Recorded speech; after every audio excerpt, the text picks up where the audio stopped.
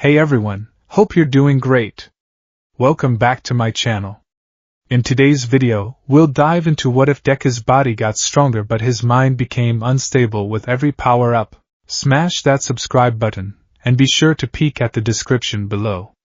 Let's begin. The air on the bus to the unforeseen simulation joint tasted of anticipation. It was a tangible thing, a heady mix of cheap vinyl seats, the faint, sweet scent of Uraraka's lip balm from the seat in front, and the electric thrum of teenage ambition. For Izuku Midoriya, it was almost intoxicating enough to drown out the usual symphony of anxieties that played in the back of his mind. He clutched the straps of his backpack, his knuckles white. Inside, his notebooks were a comforting weight, a testament to years of observation. But today wasn't about observing. Today was about doing real hero training, in a custom-built facility, with a real pro hero. 13. I'm getting kinda nervous. Uraraka Ochako chirped, twisting in her seat to face him, her cheeks flushed with a rosy excitement that was infectious. I wonder what kind of rescue training it'll be. Natural disasters? Hostage situations?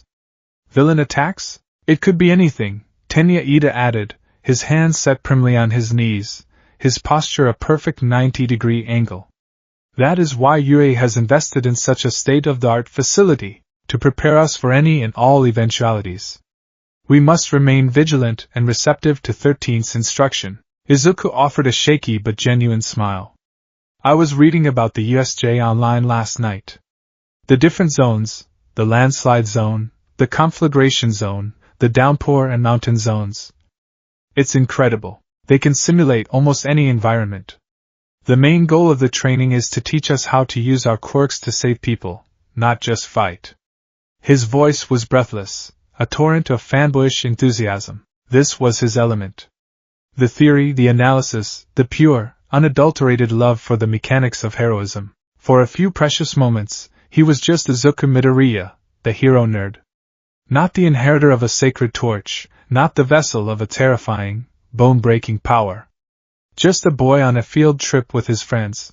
Whoa, you really did your homework, Deku, Uraraka said, her eyes wide with admiration. The compliment sent a warm flutter through his chest, a pleasant counterpoint to the nervous tremor in his hands. He felt a sense of belonging that was still so new, so fragile he was afraid to breathe on it too hard. These people, his classmates, were starting to see him not as the weird, quirkless kid or the mumbling freak, but as a friend. A peer. The bus journey was filled with the boisterous energy of Class 1A. Kirishima challenged Bakugo to an arm wrestle. Yaoyorozu calmly discussed topographical advantages with Todoroki, and Kaminari tried, and failed, to flirt with Jiro. It was normal. It was perfect. And then they arrived. The USJ Dome was a monument of glass and steel, a self-contained world of manufactured peril. Stepping inside felt like stepping into the future of heroics. 13 stood waiting for them, their iconic suit a beacon of hope and safety. Their speech about the dual nature of quirks, their capacity for creation and destruction, resonated deep within Izuku's soul. He knew that duality better than anyone. He felt it in the ache of his recently healed bones every morning. One for all was the ultimate tool for saving people, but it was also a self-destruct mechanism he barely understood. It can save people, he whispered to himself, his gaze fixed on his scarred right hand. I just have to learn how. Mr. Aizawa stood beside 13, his usual bored expression plastered on his face. Alright, that's enough. Let's get started. It was the last normal sentence anyone would say for a long, long time. It began as a distortion in the air. A flicker, like heat haze, above the Central Plaza's fountain. Then it darkened, swirling into a vortex of inky purple-black mist. A cold dread, sharp and sudden, lanced through Izuku's chest, silencing the excited chatter of his classmates. This wasn't part of the simulation. The air grew heavy, thick with a malice so palpable it was almost a physical taste, like ozone and rot. From the heart of the swirling void, a man stepped out. He was gaunt, his pale blue hair a messy halo around a face obscured by a dismembered hand. A macabre mask. Dozens, then hundreds, of others poured out behind him, a motley army of thugs and villains, their faces twisted into leers of violent glee. Stay together and don't move. Aizawa's voice cut through the stunned silence, sharp as a whip. He pulled his yellow goggles over his eyes, the fabric of his capture weapon unspooling around him like living snakes.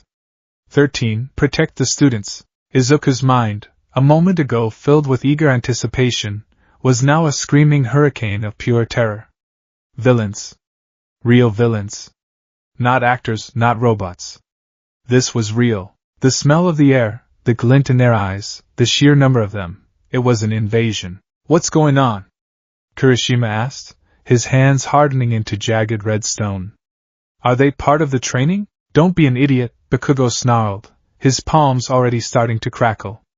These are real villains. The man with the hand face, Tamura Shigaraki, scratched his neck with a frantic, scraping sound that sent shivers down Izuku's spine. Where is he? I went through all this trouble to get here.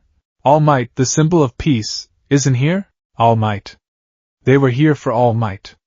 The realization hit Izuku like a physical blow. The intel must have been based on Yue's schedule, the one All Might had used up his time for that morning. This was their fault. No, it was his fault. He was the reason All Might's time was limited. Before he could spiral further into self-blame, Aizawa was in motion. He leaped from the top of the stairs, a dark angel descending into a sea of enemies. His capture weapon flew, ensnaring villains, his quirk-erasing glare rendering their powers useless as he engaged in a dizzying display of hand-to-hand combat. He was a whirlwind of efficiency, taking down villain after villain. He was magnificent. And he was hopelessly outnumbered. This is no time for analysis. Ida shouted, a frantic edge to his usual command. We must evacuate, but it was too late. The purple mist, a sentient being named Kurojiri, blocked their path. I'm sorry, but you will not be leaving. My role is to scatter you and torture you to death. The world dissolved into a purple swirl. Izuku felt a gut-wrenching lurch, the sensation of being pulled apart and stitched back together in an instant. He squeezed his eyes shut, and when he opened them, the ceiling of the dome was still visible, but the stairs, his teacher, and most of his classmates were gone. Water. He was in the water. He surfaced, sputtering and gasping for air. The shipwreck zone. A massive boat dominated the center of a large pool, and the water teemed with villains, their quirks adapted for aquatic combat. Ribbit. Midoriya. He turned to Setsuyu Ajiri, her large, calm eyes blinking at him. A few feet away, Minoru Mineta was screaming, tears and snot streaming down his face as he clung to a floating piece of debris. We've been separated, Izuku said, his mind racing, trying to push past the panic. Analyze. Think. What would All Might do? No, what can I do? They don't know our quirks, Tsuyu observed, her logical mind a grounding presence in the chaos. They must have scattered us to pick us off one by one. They're going to kill us. Mineta wailed. We're just first years. This is insane. A shark-headed villain lunged, its maw wide. Izuku's body moved before his brain had fully caught up. He felt the familiar, terrifying surge of power building in his legs. Not too much, don't break them, just enough to move. Wait! Tsuyu's long tongue shot out, wrapping around his waist and yanking him back just as the villain's jaws snapped shut where he'd been a second before. Your quirk is for smashing things, right? If you use it here, you'll destroy the boat we're trying to get to. We'll have nowhere to go. She was right. His mind was a frantic mess, but hers was clear. He was a hammer, and right now, they needed a scalpel. He forced himself to breathe, to think like he did when he was writing in his notebooks. Weakness. Every quirk has one. They don't know what we can do. That's our only advantage. Mineta! Izuku yelled, his voice cracking. Your quirk. What can it do? I just make these sticky balls. Mineta cried, pulling one of the purple spheres from his head. They stick to anything. But if I use too many, I start to bleed. Sticky balls. An idea sparked, fragile and desperate. They're all grouped up in the water, Izuku muttered, his eyes scanning the villains who were circling them like sharks. If we could gather them all in one spot. He looked at his hand. The scars, the memory of agonizing pain. He could do it. One finger. A flick. A Delaware smash. It would shatter his finger, but it could create a shockwave. A vortex, I have a plan, he said, his voice gaining a sliver of confidence. Tsuyu, can you throw me and Mineta as far as you can? Mineta, when I give the signal, you have to throw as many of your balls into the water as you can. Don't hold back. Mineta looked horrified, but Tsuyu's expression was one of grim determination. I can. But what are you going to do, Midoriya? I'm going to blow them all away, he said. Tsuyu's tongue wrapped around them, and with a powerful heave, she launched them into the air. The world was a blur. Below, the villains looked up, confused. Now, Mineta! With a terrified shriek, Mineta began plucking the purple balls from his scalp and flinging them into the water. They rained down, a shower of sticky spheres. Izuku took a deep breath, focusing the entirety of One for All into the tip of his right middle finger. The power was a roaring inferno, a sun condensed into a single point. It screamed to be let out. He aimed at the water surface, right in the center of the villains. Delaware. Smash! The recoil was instantaneous and excruciating. His finger exploded in a starburst of purple and white pain, the bone turning to powder. But the force it unleashed was immense. It struck the water like a meteor, creating a massive shockwave that erupted outwards. The water churned, spiraling inwards, forming a giant whirlpool. The villains, caught off guard, were sucked into the vortex. They crashed into each other, their bodies sticking together thanks to Mineta's quirk, forming one giant, struggling, helpless mass of villainy. They landed on the edge of the ship, soaked and shaking. Izuku cradled his mangled hand, his vision swimming with black spots from the agony. But they were safe. He had done it. He had used his power to save, not just to break. The victory was short-lived. From their vantage point on the ship, they could see the central plaza. And what they saw stole the breath from their lungs. Aizawa was down. He was pinned under a monstrous creature, a hulking beast with an exposed brain and dead, staring eyes. Its skin was dark purple, its body a grotesque tapestry of corded muscle. The hand villain, Shigaraki, was standing over him, one hand reaching for Aizawa's face. He's going to kill him, Tsuyu whispered, her voice trembling. Izuku's blood ran cold. He couldn't watch. He couldn't just stand here while his teacher was murdered. But before he could do anything, the entrance to the USJ exploded inwards. And there he was, All Might. He wasn't smiling. His face, usually a caricature of heroic optimism, was a mask of cold, righteous fury. The pressure in the dome shifted. The very air seemed to bow to his presence. For the first time, the villains looked afraid. It's fine now, he boomed, his voice echoing through the massive space. I am here. Relief washed over Izuku so powerfully his knees buckled. It was an absolute, all-encompassing faith. All Might was here. The nightmare was over. He moved in a blur, rescuing Aizawa, dispatching the remaining low-level villains with an ease that was breathtaking. But the monster, the Nomu, Shigaraki called it, was different. All Might's punches, attacks that could change the weather, barely made it flinch. The creature didn't even seem to register the damage. Shigaraki cackled, a grating, unhinged sound. My Nomu was created to kill you, All Might. He has shock absorption. He's your physical equal, designed to withstand you at 100%. Izuku watched, his heart hammering against his ribs, as the two titans clashed. It was a battle of gods. The air cracked with the force of their blows. But All Might was slowing down. The steam coming off his body was getting thicker. Izuku knew what that meant. He was running out of time. The Nomu caught him. It trapped him in a bear hug from behind, its massive fingers digging into his sides, right over his old injury. Kurogiri opened a warp gate in front of All Might and another behind the Nomu. The plan was sickeningly clear, to crush All Might and bisect him simultaneously. All Might roared, blood trickling from the corner of his mouth. He was fighting back, trying to pry the Nomu's fingers from his wound, but the beast's grip was absolute. No. The word was a silent scream in Izuku's mind. No. Not like this. He can't die. He can't die here. The world seemed to slow down. The frantic energy of the battle faded into a dull roar. All he could see was his mentor, his hero, the symbol of peace, being broken, and he was standing here, useless, his fingers shattered, his body shaking. I have to do something. The thought was his own, born of pure, unadulterated desperation. He was a hero in training.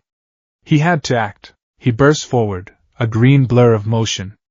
Bakugo and Kirishima were moving too, a simultaneous, unspoken agreement that they could not let this happen. Todoroki sent a wave of ice to freeze the Noma's leg, giving All Might a momentary reprieve. But it wasn't enough. The Noma was too strong. It shattered the ice, its grip on All Might unrelenting. Izuku was feet away now. Shigaraki turned to him, a mad glee in his red eyes. You came to die, little hero? Time seemed to warp, to stretch and thin until it was a single, eternal moment. All Might was going to die. Aizawa was broken. His friends were in danger. And it was all because this monster, this thing, was too strong. He needed more power. Not a flick of a finger. Not a 5% kick. He needed everything. One for All wasn't just his quirk. It was a legacy. A history of heroes who had stood against evil. He could feel it now, not as an abstract concept, but as a burning wellspring deep inside him. It was a million souls screaming for justice. He drew on that wellspring. He pulled and pulled, ignoring the screaming protest of his own body, reaching for a depth of power he had never touched before. The pain was blinding, a white-hot nova igniting in his bones, his muscles, his very cells. His leg, already powered up to leap, felt like it was about to tear itself apart. His arm, cocked back for a punch, felt like a rod of superheated glass. His mind, fractured by pain and terror, was a storm of static. Save him, save him, save him, save him. And then, through the static, a voice. It wasn't his own. It wasn't the frantic, high-pitched tenor of his own thoughts. It was calm. Cold. Incredibly pragmatic. A voice aged by battles he'd never fought. It's now or never, kid. The thought was so alien, so foreign, it cut through his panic like a shard of ice. It wasn't a suggestion. It was a command. It gave him a focus he hadn't possessed a moment before. The raging inferno of power inside him, once chaotic, now had a focal point. His own will, his own desperation, was the kindling. This new, foreign resolve was the spark. Get away from him! He roared, but the voice felt like it belonged to someone else. He channeled everything, the power, the pain, the desperation, the strange, cold resolve, into his right arm. One for All answered. It surged through him, not as a tool he was wielding, but as a tide that was sweeping him away.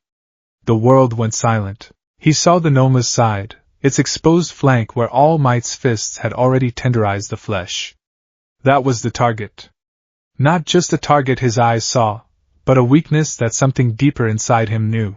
Smay away awash. The impact was an apocalypse in miniature. The sound was a deafening crack that was felt more than heard. A shockwave of pure force erupted from his fist, a visible dome of pressurized air that sent Shigaraki and Kurogiri flying. The punch drove deep into the Noma's shock-absorbing flesh, but this wasn't just a physical blow. It was the concentrated will of generations, a kinetic prayer for salvation. The Noma's body couldn't absorb the sheer, overwhelming totality of it. The monster was launched into the air, a broken puppet, flying out of the USJ and into the sky beyond. Then, the wave of force washed back over Izuku. The backlash was absolute. The bones in his right arm didn't just break, they sublimated. The shattering was so complete, so violent, that the limb was left a mangled, useless ruin. The same agony ripped through his left leg, which had been his launch point. The pain was a physical entity, a white fire that consumed his consciousness, burning away everything. The last thing he saw before the world dissolved into blackness was All Might, free, looking at him with an expression of profound shock and horror. I saved him. And then, nothing. Waking up was a slow, syrupy process. The first thing he registered was the sterile, antiseptic smell of the infirmary. The second was the dull, throbbing ache that seemed to emanate from his entire body. He tried to move his right arm and was met with a symphony of pain that made him gasp. Don't try to move, dearie. Recovery Girl's voice was gentle but firm. He blinked, his vision clearing. He was in a cot, his right arm and both legs wrapped in thick casts. Wires and tubes connected him to beeping machines. Your arm was a mess, she said, her lips pursed in disapproval. Pulverized. The bones in your legs were fractured in dozens of places. I've done what I can, but you've exhausted your own stamina. You'll need surgery to fix the arm properly, and you'll be in immense pain for a while. You can't keep doing this to yourself, Midoriya. There will come a time when even my quirk won't be enough. Her words washed over him. He remembered the Nomu, the punch, the blinding pain. And he remembered the voice. It's now or never, kid, a hallucination. It must have been. A trick of the mind, brought on by extreme stress and unimaginable pain. People in near-death experiences reported strange things all the time. It was the brain's way of coping, of creating a narrative out of chaos. That was the logical explanation. The only explanation. The other students. Aizawa-sensei. Are they okay? He asked, his voice a dry rasp. They're fine, Recovery Girl assured him. Aizawa has some serious injuries, but he'll make a full recovery. 13 is also being treated. Thanks to you and All Might, the villains were driven off and the students are all safe. You were very brave. Brave. He didn't feel brave. He felt like a shattered vessel. He had saved them, yes. But at what cost? He looked at his ruined limbs. This power was a double-edged sword that cut him deeper every time he swung it. He spent the rest of the day in a drowsy haze, drifting in and out of sleep as Recovery Girl's quirk did its slow, draining work. His classmates and teachers filtered in and out, their faces a mixture of relief, concern, and awe.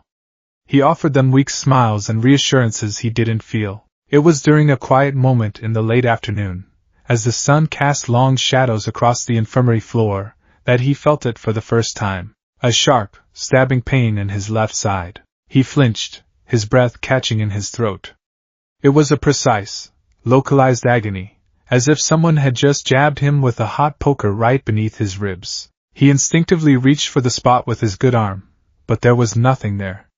Just the smooth fabric of his hospital gown. And as quickly as it had come, the pain was gone.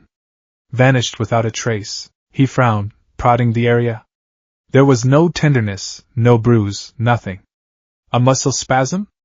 A phantom nerve signal from his other injuries?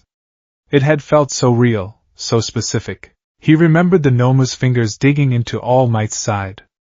The same spot. Coincidence, he told himself, his heart beating a little faster. Just a coincidence. He tried to dismiss it, to force the strange incident from his mind, but it lingered, an unsettling footnote to an already traumatic day. He was just tired, his body and mind battered. He needed to rest. That night, sleep did not come easy. When it finally did, it brought no peace. He dreamed. It wasn't a nightmare about the USJ. There was no Nomu, no Shigaraki. The fear in this dream was older, colder, and not entirely his own. He was standing on a rooftop, the city lights of a bygone era spread out below him like scattered jewels. The air was cold, and he could feel the rough texture of leather gloves on his hands, though he couldn't see them. He was wearing something heavy, a coat of some kind. A shadowy figure stood before him, a man whose laughter was a guttural roar, whose body seemed to ripple with stolen power. Izuku, or the person whose senses he was borrowing, wasn't scared. Not in the way he had been at the USJ. This wasn't the frantic terror of a boy in over his head. It was a deep, bone-weary exhaustion, a feeling of grim, unending duty. He felt a phantom ache in his shoulder, the ghost of an old wound. The shadowy villain lunged. The dreamer, the vessel for this memory, moved to intercept.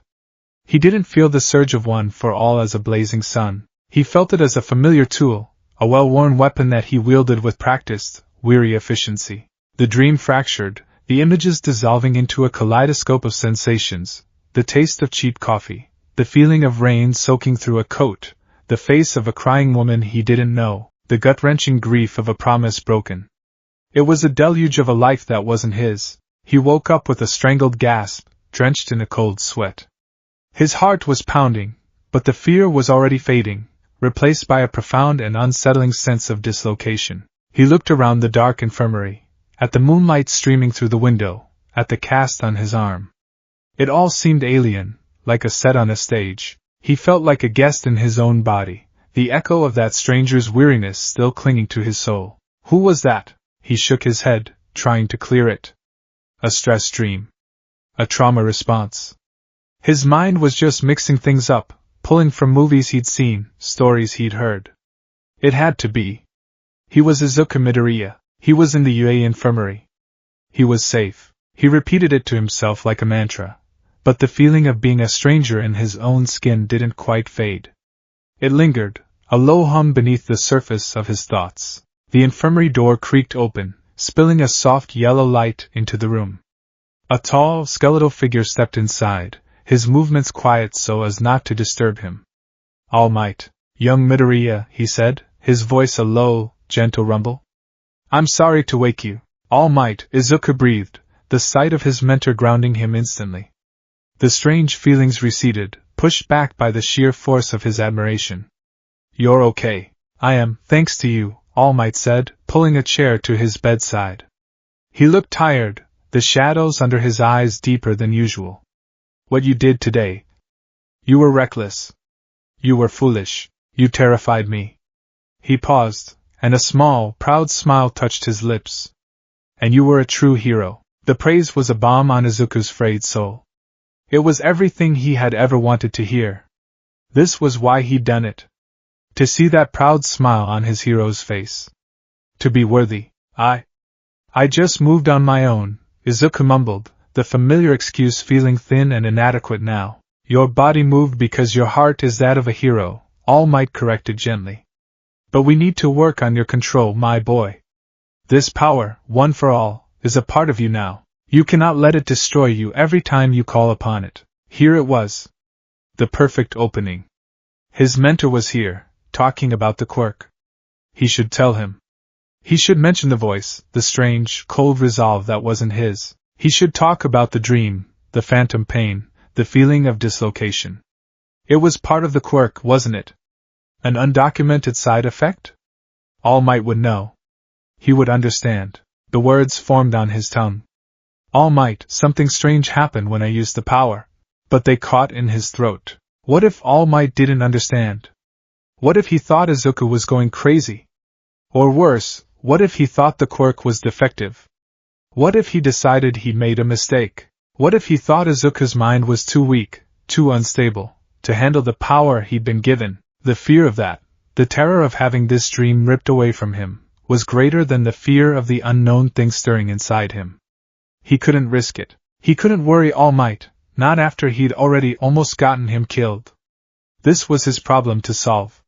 His burden to carry. He looked at his mentor, the symbol of peace, and made a choice.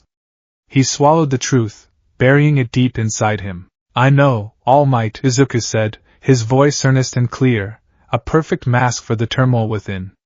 "I promise. I'll work harder. I'll learn to control it. I won't let you down." All Might's smile widened, full of relief and pride. "I know you won't, my boy. I know it." He patted Izuku's good shoulder, a gesture of absolute faith. And in that moment, the first secret about the true nature of One for All was kept. A silent, invisible wall went up around a small part of Izuku Midoriya's mind. As All Might left, closing the door softly behind him, Izuku was left alone in the quiet dark. The feeling of victory was hollow, replaced by a cold, lonely dread. He had saved the day, but he felt a creeping certainty that in that final, desperate moment, he might have lost something far more precious. Himself. The weeks between the USJ attack and the UA Sports Festival were a strange, dissonant period for Izuku Midoriya. On the surface, life had returned to a semblance of normalcy. He attended classes, ate lunch with Uraraka and Ida, and endured Bakugo's usual explosive belligerence. He was hailed, in quiet, respectful tones, as one of the heroes of the USJ, a fact that sent a fresh wave of imposter syndrome crashing over him every time it was mentioned. He was healing. He was a survivor. But beneath the surface, the cracks were beginning to show. The phantom pains were the most tangible sign. The sharp, stabbing sensation in his left side, the ghost of the Noma's grip on All Might, would return at random moments. He'd be taking notes on present mixed English lesson and would suddenly have to bite back a gasp, his hand instinctively flying to his ribs. Once, while walking home, a searing pain flared in his right shoulder, so intense and real he nearly dropped his bag. It felt like a burn, a deep, searing heat that vanished as quickly as it appeared, leaving no mark. He had a disquieting memory of a rooftop and a man wreathed in shadow from his dream, but he pushed it away. They were just frayed nerves, his mind playing tricks on him after the trauma. That's what he told himself. More unsettling were the sensory bleeds. He'd be eating his mother's katsudon, his favorite meal in the entire world, and for a fleeting second, the savory taste of pork and egg would be replaced by the delicate, floral sweetness of strawberry mochi. The taste was so vivid, so real, it made him pause, his chopsticks hovering in midair. Along with the taste came a phantom feeling, a profound sense of warmth and a quiet, bittersweet happiness, associated with the image of a woman's smiling face, a distinctive mole just under her lip. He didn't know her. He had never seen her before. But the emotion felt as real as his own. He'd shake his head, and the sensation would be gone, the familiar taste of katsudon returning. But the memory of the mochi, and the ghost of that smile, would linger. His friends noticed the change, though they couldn't name it. "You're quiet today, Deku," Uraraka said one afternoon on the train ride home. She tilted her head, her round face a mask of gentle concern. "Is everything okay? You've been staring out that window for 10 minutes. Izuku started, pulled from a reverie he hadn't even realized he'd fallen into. He'd been lost, not in thought, but in a feeling, a strange, cold sense of vigilance, as if he were scanning the crowds not for friends, but for threats. An old, ingrained habit that wasn't his. "Oh. Sorry, Uraraka," he stammered, forcing a bright, wobbly smile. "Just thinking about the festival. Gotta have a good strategy, you know?" It was a plausible lie, but Ida, ever perceptive, narrowed his eyes behind his glasses. "Your focus is admirable, Midoriya. However, you must also ensure you are getting adequate rest. Your muttering in class has become more intense." Izuku's blood ran cold. He hadn't even realized he was doing it. Lately, his famous muttering habit had changed. It was less about analyzing hero fights and more like a frantic internal debate. He was trying to build walls in his own mind, to separate the thoughts that were his, the nervous, analytical, hopeful ones, from the thoughts that were not. The cold pragmatism. The weary cynicism. The flashes of unfamiliar anger. He was constantly trying to untangle the threads of his own consciousness from the ones that had been woven into it at the USJ. "That was my idea," he'd think after a particularly clever strategic thought. Then, a cold whisper of doubt, or was it? The announcement of the sports festival sent a jolt of electricity through the school. It was a chance to be seen, to make a name for oneself. For Izuku, it was a terrifying, exhilarating prospect. This was his chance to announce to the world, and to All Might, that he was here. In the waiting room before the festival began, Bakugo's raw declaration of victory was a spark in a tinderbox.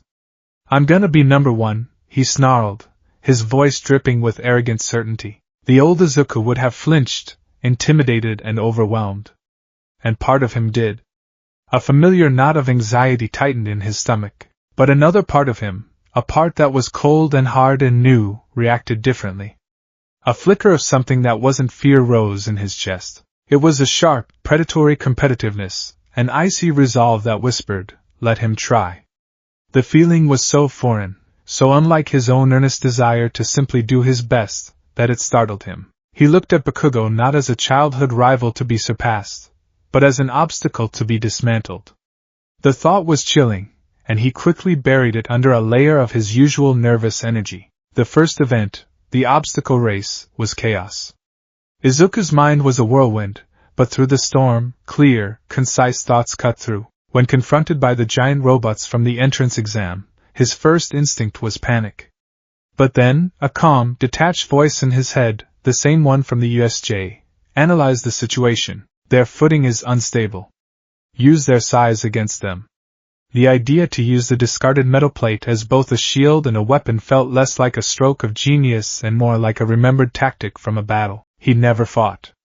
He moved with a brutal efficiency that surprised even himself. During the cavalry battle, he found himself leading his team, Uraraka, Tokoemi, and Hatsum, with a commanding presence that felt borrowed.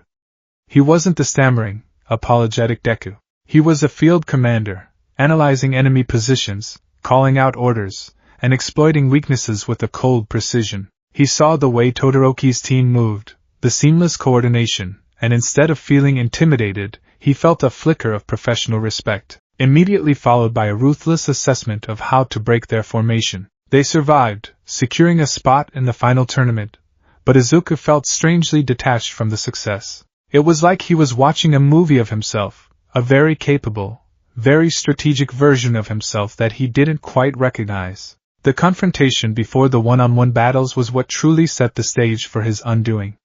He was looking for Todoroki to ask him about his quirk, driven by his own analytical curiosity. But he found more than he bargained for.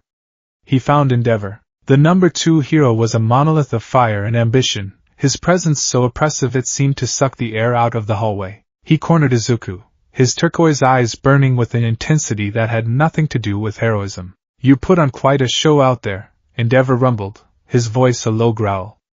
"That power of yours, it's reminiscent of All Might's." He took a step closer. "It is my Shoto's duty to surpass All Might. His match against you will be a valuable testing ground. So do me a favor. Don't disgrace yourself. Give him a real fight." The sheer, unadulterated arrogance, the way he spoke of his son as a tool, an asset, a creation, it struck a chord deep inside Izuku. It wasn't just his own natural empathy for Todoroki that flared up. It was something else. A wave of blistering, righteous fury washed over him, hot and potent. It was an ancient anger, the indignation of someone who had seen this kind of poison before. He felt a phantom pang of grief, the echo of a woman who had seen a family destroyed by obsession and abuse. He looked Endeavor straight in the eye, his own small frame rigid with a defiance that was not his own. "I am not All Might," Izuku said, and his voice was steady, colder than he'd ever heard it. Obviously Endeavor sneered. "And Todoroki," Izuku continued, the words flowing from that wellspring of borrowed anger, "is not you." He walked away, leaving the number 2 hero stunned into silence. Izuku's heart was hammering, not from fear, but from the exhilarating, terrifying rush of that foreign rage. It had felt good, it had felt right. And that scared him more than anything. The arena was a roaring cauldron of noise as he stepped onto the concrete stage. Across from him, Todoroki stood, his expression an icy mask of indifference. But Izuku could see the conflict simmering in his mismatched eyes. He could feel the weight of Endeavor's ambition pressing down on the boy. Present Mick's voice boomed. "Begin!" Todoroki didn't hesitate. A massive glacier of jagged ice erupted from the stage, racing towards Izuku. It was an attack meant to end the fight instantly, a demonstration of overwhelming power. Panic seized him. His own power was too much, too uncontrollable. A full-body smash would destroy the entire stadium. He had to use that. Focus. One finger. He channeled one for all into his left index finger. The familiar agony, the sensation of a sun igniting under his skin, flared to life. Smash! He flicked. The resulting shockwave, a cannon blast of compressed air, met the glacier head-on. The ice shattered in a spectacular explosion, showering the arena in a glittering blizzard. But the price was immediate. His finger was a mangled ruin, a grotesque shade of purple, the bone dust. The crowd gasped. Izuku gritted his teeth, sweat beading on his forehead. Todoroki sent another wave, then another. Each time, Izuku met it with a flick, sacrificing another finger. The pain was a constant, screaming roar in his mind. And with each shatter, with each self-inflicted wound, the walls inside his head grew thinner. Left middle finger. Smash. Pain. A memory flash. The feeling of coarse sand under his cheek, the smell of salt and blood. Right index finger. Smash. Agony. A surge of bitter resentment, a voice whispering, "Why do we always have to clean up their messes?" Right middle finger. Smash. White-hot fire. A fleeting image of a dark-haired man with kind eyes smiling sadly. The fourth user, Haikyuu Shinomori, a piece of knowledge he shouldn't have supplied. The voices were getting louder, no longer just whispers but a cacophony of advice, criticism, and raw emotion. "He's repeating the same attack pattern. He's predictable," one voice noted, cold and analytical.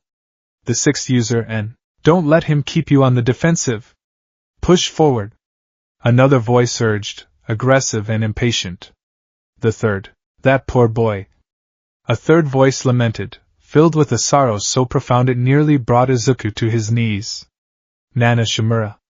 Her empathy was a tidal wave, crashing against the shores of his own consciousness. Todoroki was growing frustrated. You're breaking yourself apart, he said, his voice flat. Why are you going this far? Izuku looked at his mangled, bleeding hand, then at Todoroki. He saw the boy shivering, a fine layer of frost creeping up his right side. He was nearing the limit of his ice powers. He was refusing to use his fire. He was fighting with half his strength, shackled by his own hatred for his father, and the borrowed fury from the hallway returned, magnified 100-fold. It was Nana's grief for a broken family. It was the second and third users' rage against tyranny. It was the weary frustration of all the vestiges who had fought against those who would twist and abuse power for their own selfish ends. This torrent of emotion poured into Izuku, amplifying his own desperate need to help. He wasn't just trying to win a match anymore. He was on a crusade. Everyone's giving it their all.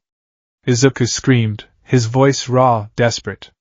He charged forward, into another wave of ice, using his last good finger on his left hand to blast a path. To win, to make their dreams a reality. To become number one. And you're going to win with just half your power? You haven't put a single scratch on me yet, you know. He looked up at Todoroki, his green eyes blazing with a light that was terrifying in its intensity. The pain from his broken bones, the chorus of voices in his head, his own frantic desperation, it all coalesced into a single, fanatical point of focus. So come at me with everything you've got. Todoroki's face twisted in a snarl of anger and pain. He sent another, larger glacier, and Izuku, out of fingers, did the only thing he could. He cocked back his already broken arm, the shattered bones grinding together, and punched. Smash! The shockwave from the punch was weaker, but it was enough to shatter the ice and send a gust of wind tearing through Todoroki's hair. The recoil sent a bolt of pure, unadulterated agony through Izuku's entire body. He cried out, stumbling back. He was a wreck. A broken, bleeding mess. And yet, he was still standing, his eyes burning with that righteous, terrifying fire. It's your power, isn't it? The words tore from his throat, but the voice was not entirely his. It was deeper, harsher, resonant with the conviction of generations. It was the voice of a judge, a savior, a fury. It echoed through the stadium, silencing the crowd. Every eye was on them. Every hero, every civilian, every teacher watched as this broken boy screamed at his opponent, not with malice, but with a desperate, furious empathy. The dam in Todoroki's soul broke. Memories of his mother, of a kettle of boiling water, of a gentle hand and a loving smile before it was all twisted into pain and fear, it all came rushing back. And with a roar of anguish and release, his left side exploded in a torrent of brilliant, beautiful flame. The heat was immense, washing over Izuku in a blistering wave. But he didn't feel fear. He felt triumph. A grim, terrifying satisfaction. He had done it. He had saved him. The fire surged towards him, a roaring inferno. The voices in his head screamed as one. Now! All of it. He channeled one for all through his entire body. His broken right arm, his battered legs. He met Todoroki's full power with his own. He punched the air, a final, desperate smash, pouring every ounce of his remaining strength and the vestige's fury into the blow. The resulting explosion was colossal. The two opposing forces met in the center of the stage, creating a shockwave that blasted the concrete apart. Cementos and Midnight were forced to intervene, but the damage was done. When the smoke cleared, Todoroki was standing, his flames receding, his face a mask of shocked catharsis. Izuku was slumped against the wall of Cementos's barrier, his right arm twisted at an impossible angle, his legs unresponsive. He had lost the match. But he had won the war. The victory, however, felt profoundly hollow. The roar of the crowd was a distant, muffled sound, like he was listening from the bottom of the ocean. The adrenaline faded, leaving behind an emotional exhaustion so complete it felt like a physical weight. He felt drained, as if he had just lived 8 lifetimes of anger and grief in the span of 10 minutes. He had been a vessel, a conduit for something powerful and ancient, and now that it had receded, He was just an empty, broken container. Later, in Recovery Girl's office for the second time in as many months, the silence was heavy. Midoriya, she said, her voice lacking its usual peppery tone. It was just tired. I've healed your fingers. But your arm, it's badly damaged. Again. The fight was over. You had won, in a sense. Why did you push it that far? Izuku couldn't answer. How could he explain that it wasn't just him pushing? How could he describe the feeling of being a passenger in his own body, driven by a fury that burned hotter than Todoroki's flames? He just stared at his newly healed hand, the skin smooth but the memory of the shattering still vivid. The door opened and Mr. Aizawa stepped in. His face was unreadable, his eyes hidden behind his tired bangs. Recovery Girl gave him a look and quietly excused herself. Midoriya, Aizawa said, his voice low and even. He didn't sit down. He stood by the door, a shadowy figure observing him. Aizawa-sensei, Izuku mumbled, trying to sit up. Stay down, Aizawa commanded, though not unkindly. He was silent for a long moment, just watching. The scrutiny was unnerving. I watched your fight. Every second of it. Izuku braced himself for a lecture about recklessness, about self-preservation. It didn't come. Determination is a vital trait for a hero, Aizawa began, his voice a gravelly monotone. I see it in kids like Kirishima, who will harden himself until he breaks. I see it in Bakugo, who will claw his way to a victory no matter the cost. It's a fire. It's intense. I understand it. He took a step closer, and for the first time, Izuku could see his teacher's eyes. They were sharp, analytical, and deeply concerned. What I saw in your eyes today, it was something else. It wasn't just fire. It was a forest fire.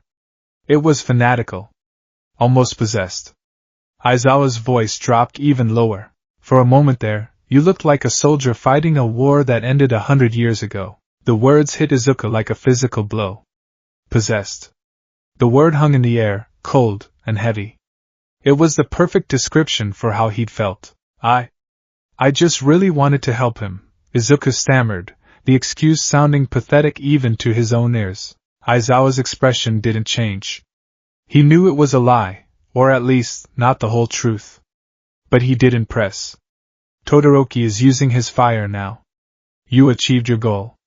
But you need to be careful, Midoriya.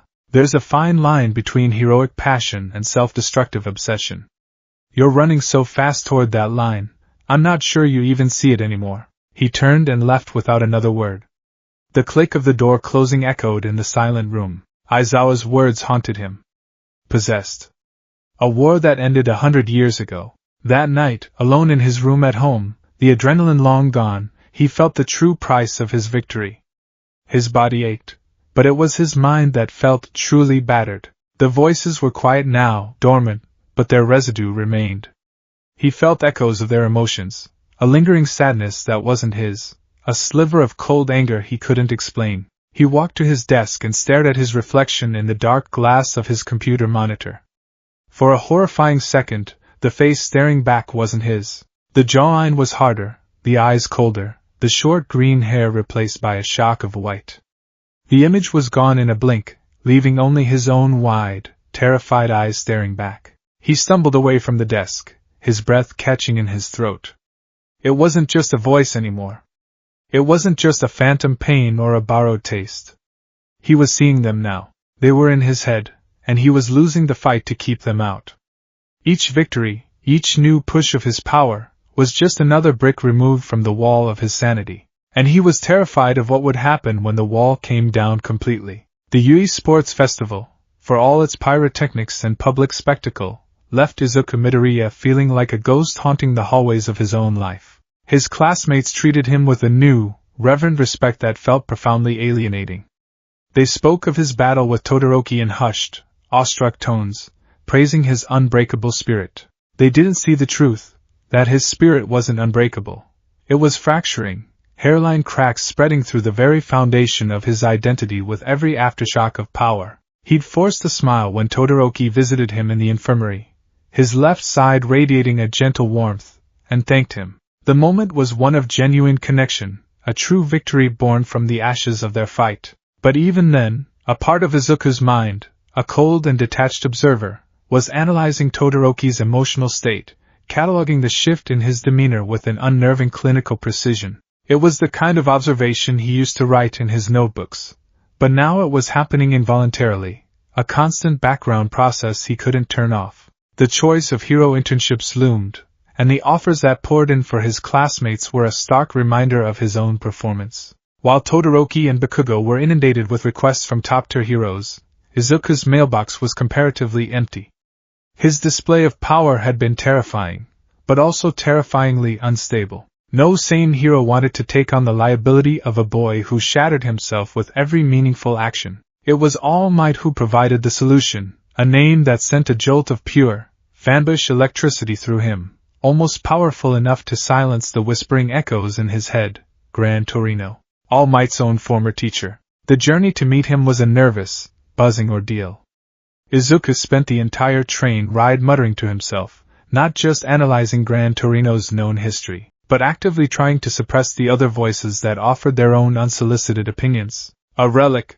A gruff, impatient voice scoffed in his mind. What can this old man teach us that we don't already know? The third user, his presence always a spike of aggressive confidence. Patience! Another, calmer voice countered. This one was new, a serene and ancient presence that felt like still, deep water. The fourth user, Haikyuu Shinomori. There is always more to learn, especially about control. Tashinori speaks highly of him. A soft, feminine voice added, her tone carrying the warmth of remembered affection. Nana Shimura. We should trust his judgment. Izuku squeezed his eyes shut, pressing his forehead against the cool glass of the train window. He's my mentor, he whispered aloud, earning a strange look from a woman sitting across the aisle. My choice, my lesson. He was trying to assert ownership over his own mind, a desperate act of defiance against the committee that had taken up residence there. Gran Torino was not what he expected. The tiny, senile-seeming old man who fumbled with a ketchup packet turned out to be a pinball of geriatric fury, his jet quirk turning his small apartment into a chaotic whirlwind. The initial training was a brutal, humbling experience.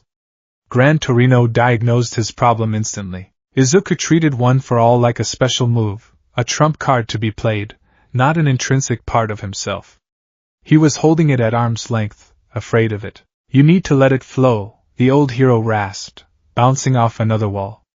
Stop thinking of it as a firecracker you light and throw. It needs to be the blood in your veins, the air in your lungs. Constantly. A part of you. The advice was sound, logical. But for Izuku, it was terrifying. If a momentary, explosive burst of power could thin the walls of his sanity, what would happen if he let it flow through him constantly? What would happen if he opened the floodgates and just let them in? The vestiges, the voices, the memories. The prospect made his blood run cold, but he had no choice. To be a hero, to control his quirk, he had to take the risk. The breakthrough came, as it often did, with a moment of simple, almost foolish insight. The microwave. The unevenly heated taiyaki. The realization that he was only using One for All in one part of his body at a time. He needed to spread it out, to let it become a full-body phenomenon. He stood in the middle of the dingy apartment, closed his eyes, and took a deep breath. He didn't reach for the roaring sun of 100%. He reached for a flickering candle flame. He envisioned it not in his arm or his leg, but in the very center of his being. Then, slowly, painstakingly, he imagined spreading that warmth throughout his entire body. The moment he succeeded, the world shifted. It wasn't a violent shattering like at the USJ or the sports festival. It was a quiet, insidious dissolving. The low hum of the vestiges in the back of his mind didn't get louder. It simply became clearer, as if someone had fine-tuned a radio station that was previously all static. Red lines of power, like glowing veins, crackled across his skin. He could feel it, a low, thrumming 5% of One for All, coursing through him. It was manageable. It was controllable. It was a constant, open channel. He opened his eyes. Gran Torino stood before him, a rare, genuine smile on his face. There it is, kid. One for All, full cowling. Izuku felt a surge of triumph. He could move. He could fight without breaking himself. He had done it. But the triumph was tainted. With the power now flowing through him constantly, the sensory bleeds and phantom pains became more frequent, more vivid. While sparring with Gran Torino, he'd dodge a kick and suddenly feel the jarring impact of a blow to his back that never landed, a phantom injury from a long-forgotten fight. He'd be walking down the street and the smell of takoyaki from a street vendor would be replaced by the acrid, chemical stench of a burning laboratory. He saw the face of a man with a menacing, toothy grin, a villain he'd never encountered, but one Haiku Shinomori had died fighting. These weren't just flashes anymore. They were fully formed vignettes, memories from lives he hadn't lived, playing out in the corner of his eye. His notebooks, once a source of comfort, became a source of terror. He'd open a page to analyze a modern hero and find his hand had already filled it with frantic, sprawling notes on villains who had been dead for 50 years. There were detailed analyses of their quirks, their psychological profiles, their known associates. Information he had never learned, knowledge he couldn't possibly possess, flowed from his pen. It was the collective intelligence of the vestiges, using his hands to document their own histories. He started hiding his notebooks, terrified that someone might see them and realize something was deeply, fundamentally wrong. The night it all came to a head began with the blare of sirens. He and Gran Torino were on the train to Shibuya for the second phase of their training when the emergency alert screamed through the carriage. A Nomu attack. In Hosu City. Hosu. The name struck a chord of dread in Izuku's heart. Ida. His brother, Ingenium, had been critically injured by the hero killer, Stain. And Ida had chosen his internship in Hosu City. The conclusion was terrifyingly simple. Ida was hunting Stain. He was going to get himself killed. Before Gran Torino could even react, Izuku was moving. Full cowling flared to life, green lightning crackling around him. He burst out of the train, his mind a frantic mess of worry for his friend. But as he raced through the chaotic streets of Hosu, something began to shift. The city was a war zone. Fire, smoke, the screams of civilians, the monstrous shapes of Nomus wreaking havoc. The sheer sensory overload should have sent him into a panic. Instead, it triggered something else. The frantic worry for Ida, which was purely his, was gradually supplanted by a cold, sharp focus. The cacophony of voices in his head, usually a distracting mess, began to harmonize. They weren't arguing anymore. They were assessing. Nomu, Northeast Quadrant. High speed, low intelligence type. A lesser model. The sixth user, N, observed with clinical detachment. The fire-breathing one is causing the most collateral damage. It needs to be the priority for the responding heroes. Nana Shimura added, her voice laced with concern for the civilians but strategically sound. Izuku moved with a newfound instinct. It wasn't the frantic desperation of the USJ or the borrowed fury of the sports festival. This was something new. This was the calm, deadly competence of a veteran. He leaped from rooftop to rooftop, his movements efficient and precise. Full cowling felt less like a new technique and more like a second skin. He analyzed attack patterns, predicted Nomu movements, and relayed information to other heroes with a clarity that belied his age. He was a force multiplier, a mobile command center, and he wasn't even consciously trying. He was simply letting the river of experience inside him flow. Then he saw it. A flare of light in a dark, narrow alleyway. He followed his gut, or rather, the collective gut of 8 heroes, and leaped down. The scene was a tableau of grim horror. The hero killer, Stain, stood over the fallen body of the pro-hero native, his blade poised to strike. And on the ground, paralyzed and bleeding, was Tenya Ida. You fool, Stain hissed, his voice a guttural rasp. You are not a hero. You are a fraud, driven by vengeance. You are unworthy of the name Ingenium. Ida's eyes were wide with terror and rage, his armored body immobile.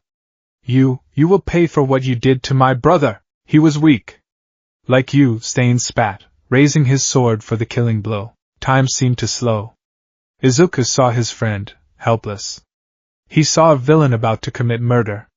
And in that moment, the boy named Izuku Midoriya took a back seat. The constant, 5% flow of one for all became a perfect conduit, and the consciousness that looked out of his eyes was not entirely his own. It was one for all, the Gestalt entity, a legacy of justice looking upon an act of ultimate injustice. Get away from him!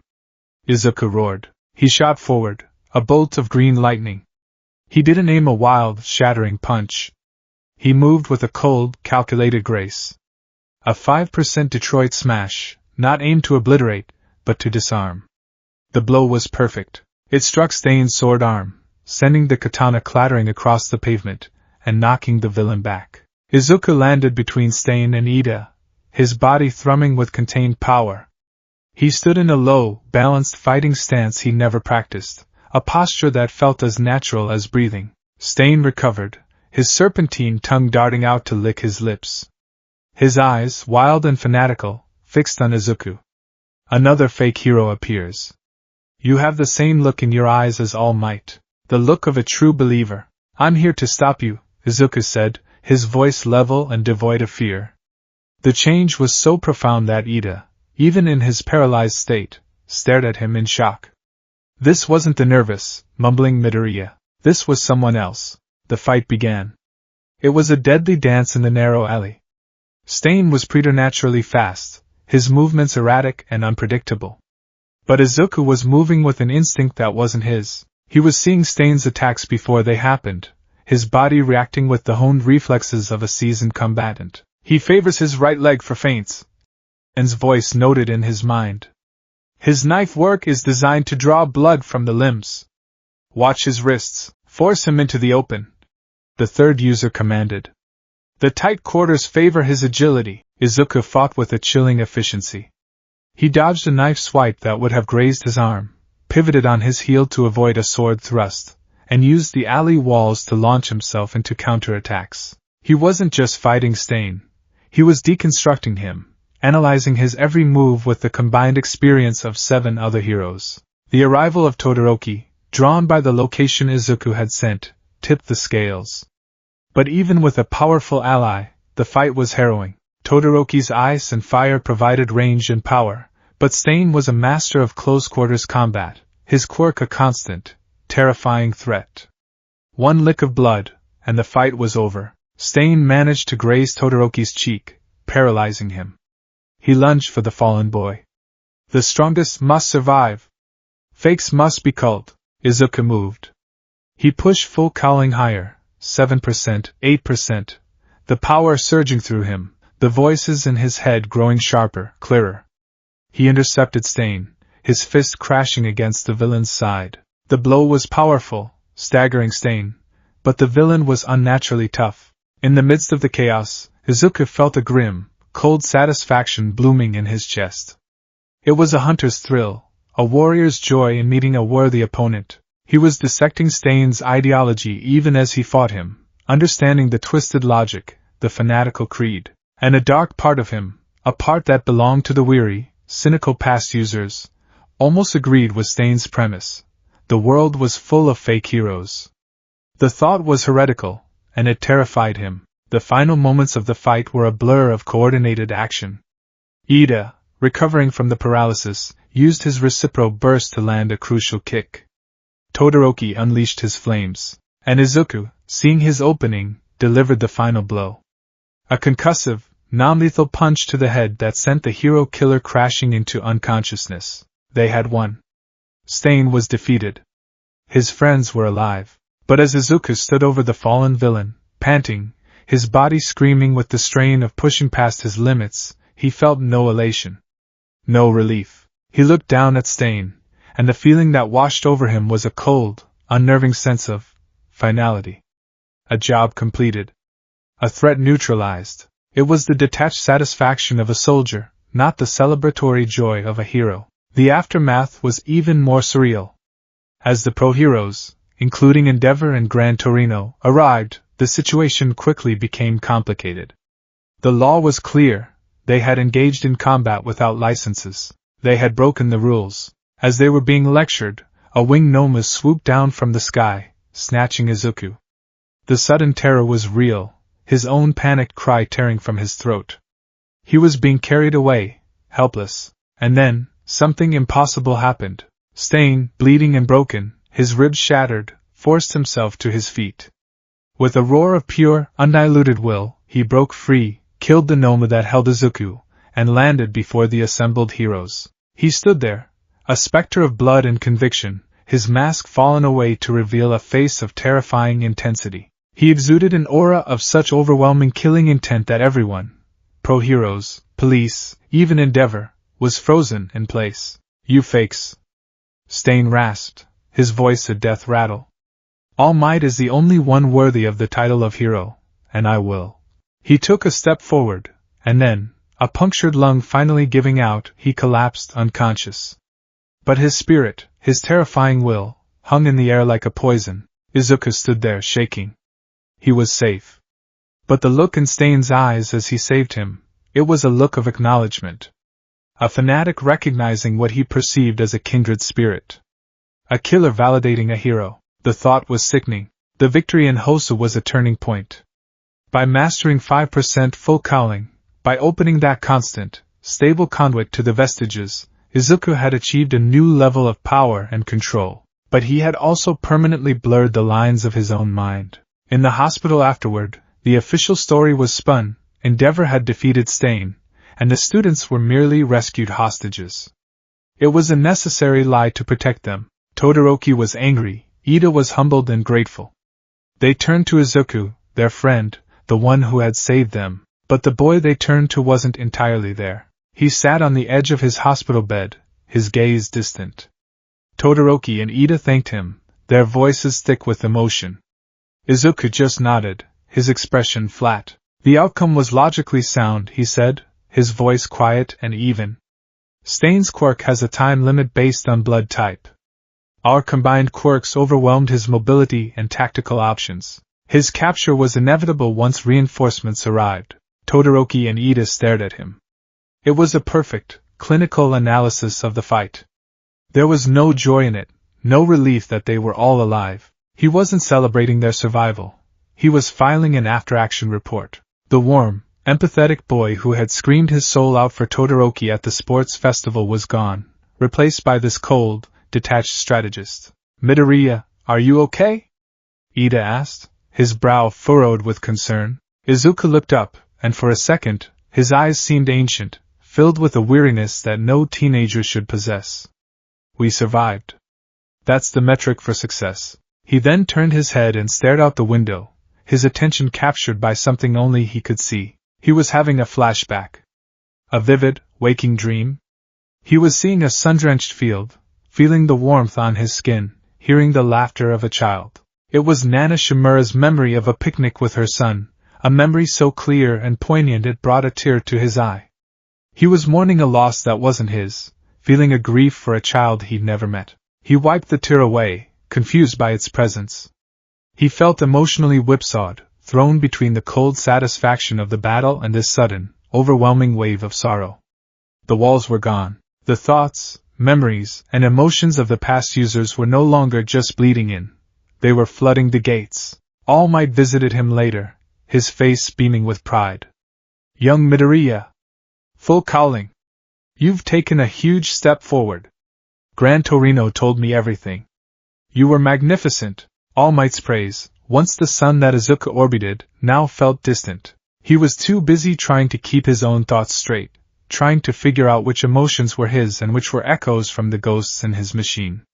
He smiled, a hollow imitation of his old self. "Thank you, All Might. I'm just glad I could help."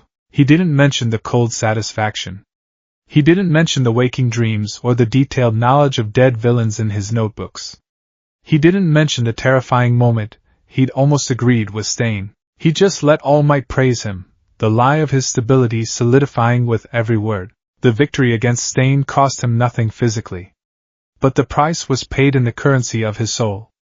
He had gained control of his power, only to lose control of himself. The stain of that victory would mark him forever, a permanent reminder that with every step he took towards becoming a hero, he was walking further away from being Izuku Midoriya. The return to the structured normalcy of UA High was, for Izuku Midoriya, like trying to assemble a complex piece of machinery with hands that wouldn't stop trembling. On the outside, he was a model student. He was attentive in class, his grades were excellent, and his control over one for all, full cowling was improving daily. He could now consistently maintain a 5% output without conscious thought, the green lightning a near constant, faint crackle around his form. To his teachers and classmates, he was a success story, the boy who had tamed a monstrous quirk through sheer grit and determination. This perception was a carefully constructed lie. Izuku had become an actor, and his own life was the stage. The smile was the hardest part of the costume. It used to be a natural reflex, a genuine expression of his nervous, hopeful personality. Now, it was something he had to manually assemble. He'd feel the muscles in his cheeks pull into the familiar shape, but the feeling behind it was hollow. It was a mask, and it was growing heavier every day. His friends, Uraraka and Ida, sensed the distance but couldn't define it. They'd invite him to study sessions or to grab matcha after school, and he would agree with his practiced, bright enthusiasm. But during their conversations he would zone out. His gaze would drift to a point over their shoulder, his eyes unfocused.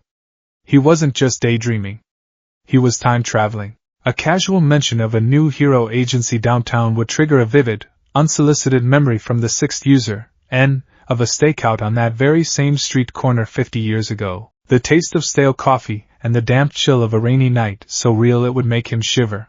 Uraraka would ask if he was cold, and he'd have to snap back to the present, his heart hammering with the dissonance of it all. He was living in two timelines at once, and the effort of keeping them separate was utterly exhausting. The most terrifying change was happening in the privacy of his own mind. The vestiges were no longer just a background chorus. They were a council. They were a constant presence, their thoughts and personalities bleeding into his own with increasing frequency. He started referring to himself in the plural in his private thoughts, a silent slip of the tongue that horrified him every time it happened. We need to refine our leg-based attacks, he'd think while training, the thought a seamless blend of his own desire to emulate All Might and the third user's aggressive tactical input. Shoot style. It's more efficient. It preserves the arms for critical strikes. When he looked in the mirror now, the moments of dissociation were longer, more profound. He'd stare at his own reflection, at the familiar green eyes and freckled cheeks, and feel a complete and utter lack of recognition. This was the vessel. The container. The boy. But who was he? Was he the crying child who dreamed of being a hero? Or was he the gestalt consciousness of 7 dead men, crammed into that child's body? The line was so blurred it had all but disappeared. His personality began to fragment, shifting like sand dunes in the wind. One moment, he would be filled with Nana Shimura's boundless, aching empathy, nearly breaking down in tears when he saw a lost child in a shopping mall. The next, he would be consumed by the third user's reckless aggression, feeling an almost uncontrollable urge to pick a fight with a loudmouth on the train. He would then be plunged into the deep, morbid somberness of Heike Shinomori, the fourth user who had spent years in isolation, contemplating the terrifying nature of One for All. He felt like a human chameleon, his emotional state changing based on whichever vestige was closest to the surface at that moment. Bakugo, more than anyone, seemed to notice. His perception wasn't born of concern, but of a rival's intimate understanding of his opponent. He knew Izuku. He had known him his entire life, and the person he saw now was a stranger wearing his childhood friend's face. "Oi, Deku," he'd snarl, cornering him in the hallway. "Stop looking at everyone like they're a damn math problem you're trying to solve." Izuku would just blink, pulling his smile mask into place. "I don't know what you mean, Kaken." "The hell you don't," Bakugo would press, his red eyes narrowed. "You're different. Ever since that fight with the hand freak. You're creepy." The accusation, blunt and brutal as it was the truest thing anyone had said to him in months. Izuku would just offer a non-committal shrug and walk away, leaving Bakugo simmering in a mixture of rage and a confusion he would never admit to. Bakugo saw the cracks in the smile because he was the only one who remembered, with perfect clarity, what the genuine article looked like. The announcement of the final exam sent a fresh wave of anxiety through Class 1A. The revelation that they would be facing their own teachers in 2-on-1 battles was a shock to everyone. For Izuku, the shock was quickly overshadowed by a cold, sinking dread when the pairings were announced. Midoriya and Bakugo versus All Might. The name echoed in the vast training chamber. His idol. His mentor. the man whose smile he had chased his entire life.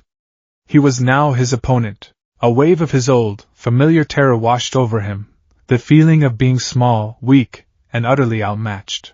But then, the council convened. Tashinori, Nana's voice whispered, full of a bittersweet mixture of pride and sorrow.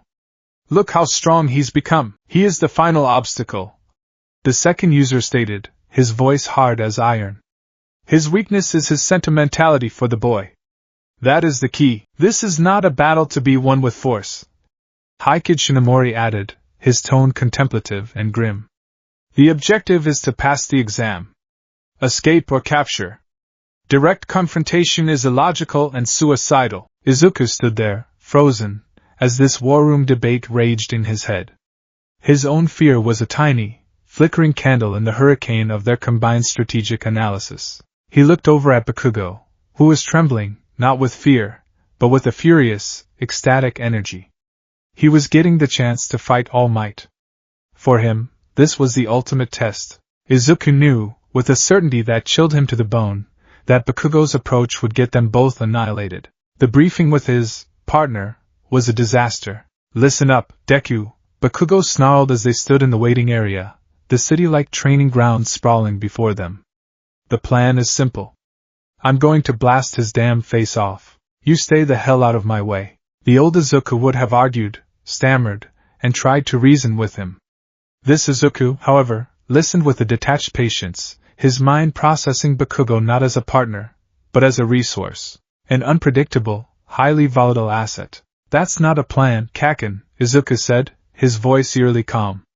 It's a suicide pact. His power is exponentially greater than ours. A head-on assault is statistically guaranteed to fail. Bakugo whirled on him, his palms already crackling. What did you just say to me, you damn nerd? Are you looking down on me? No, Izuku replied, his green eyes steady and unblinking. It was the detached gaze of the sixth user, a man who had commanded troops and made life-or-death decisions. I am assessing our assets and liabilities. Your offensive power is our greatest asset. Your refusal to cooperate is our greatest liability. The objective is to pass the test by reaching the escape gate. Your objective is to feed your own ego by fighting All Might. These two goals are not compatible. The blunt, ruthless pragmatism of the statement stunned Bakugo into a rare, momentary silence.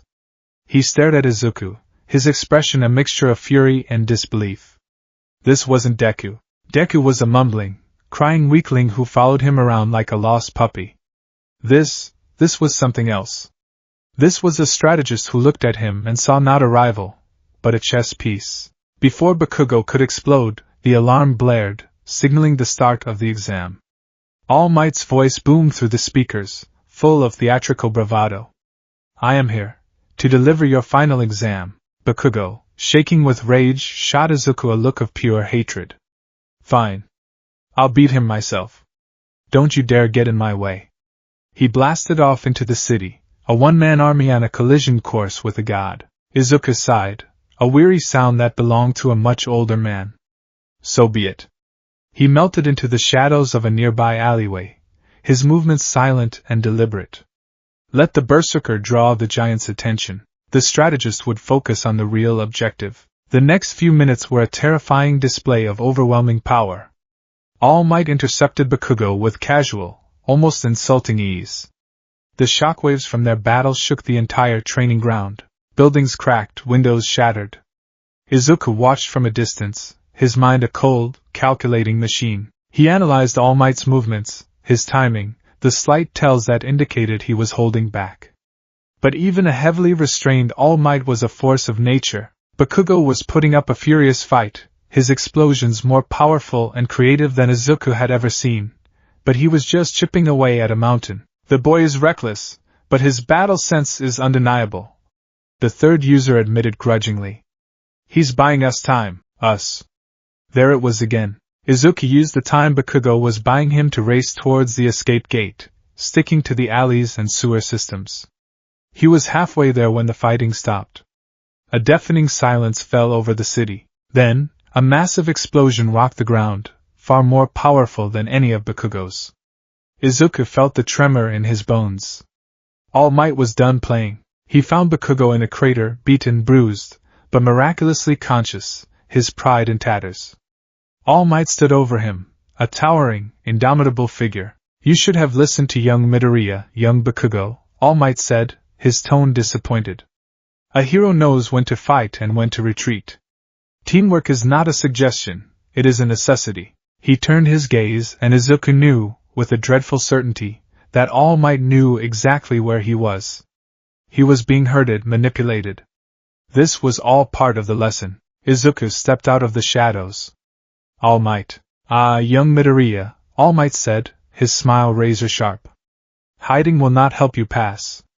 Your objective is to fight me or escape. You have done neither. This was the moment. The turning point.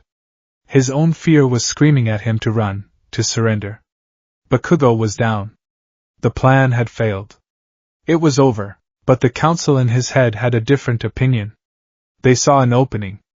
Not a physical one, but a psychological one. Toshinori's heart is his greatest weakness. Nana Shimura's voice echoed, not with malice, but with a sad, intimate knowledge. He sees the boy as his successor, as a son. He will not truly harm him, the other one. Bakugo.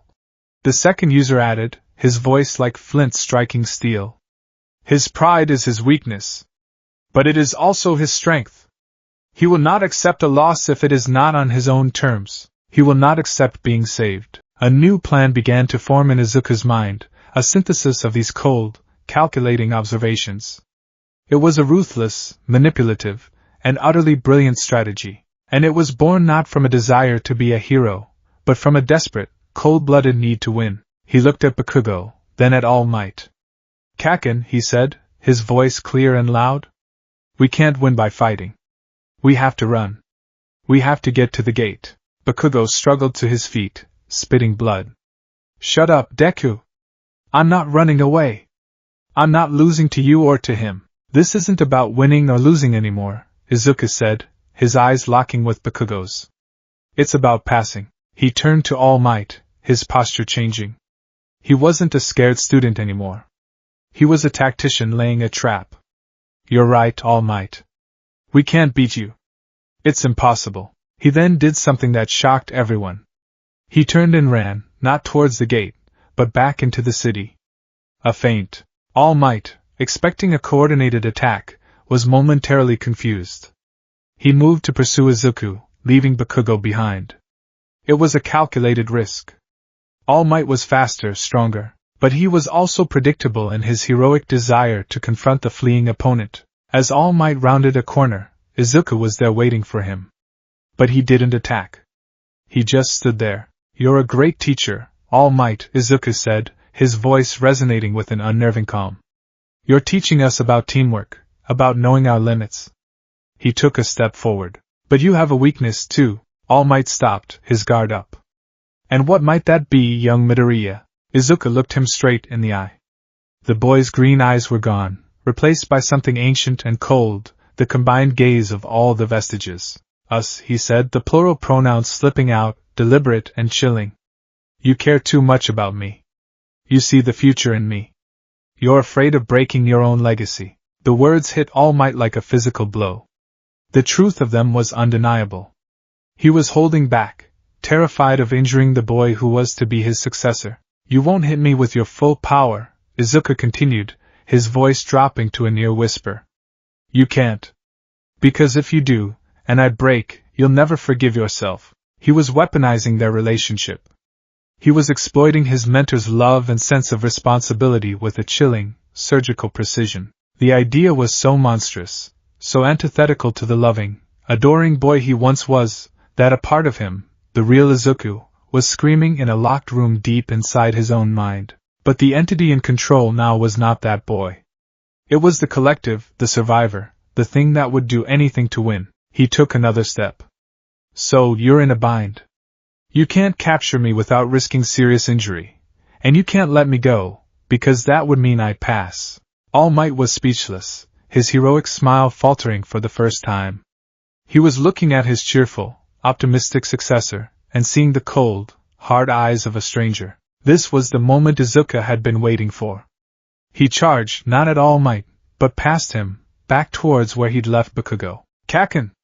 he screamed, the plan's final, brutal phase kicking into gear. Now, Bakugo, having had a moment to recover, saw his chance. He understood the feint. He understood the psychology. But he still wouldn't accept help. He launched himself at all might, a renewed fury in his eyes. It was a distraction. While Bakugo engaged all might in a final, desperate clash, Izuku grabbed his injured rival and threw him over his shoulder. "Let go of me, Deku!" Bakugo roared, struggling. "Shut up and let me save you!"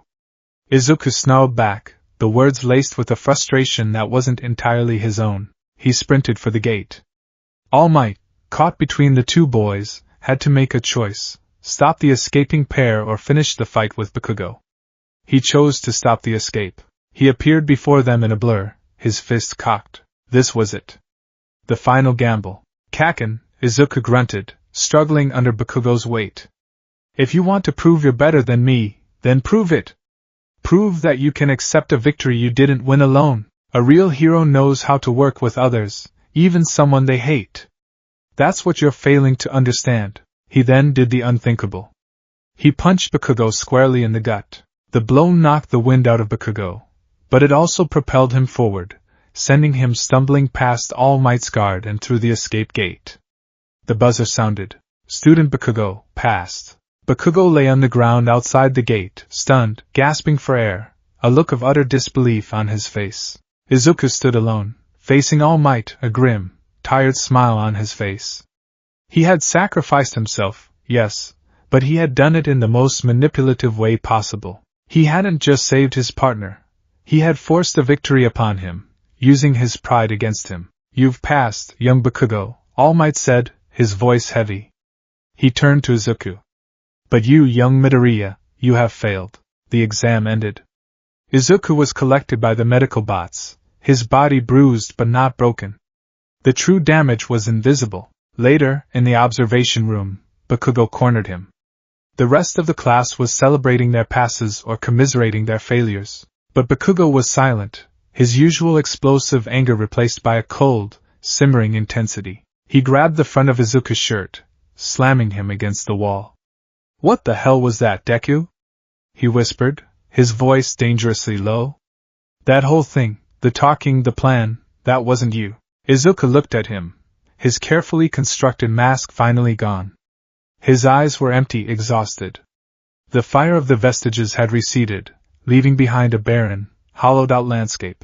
He didn't have the energy to lie anymore. "Maybe you never really knew me, Kaken," he said, his voice flat.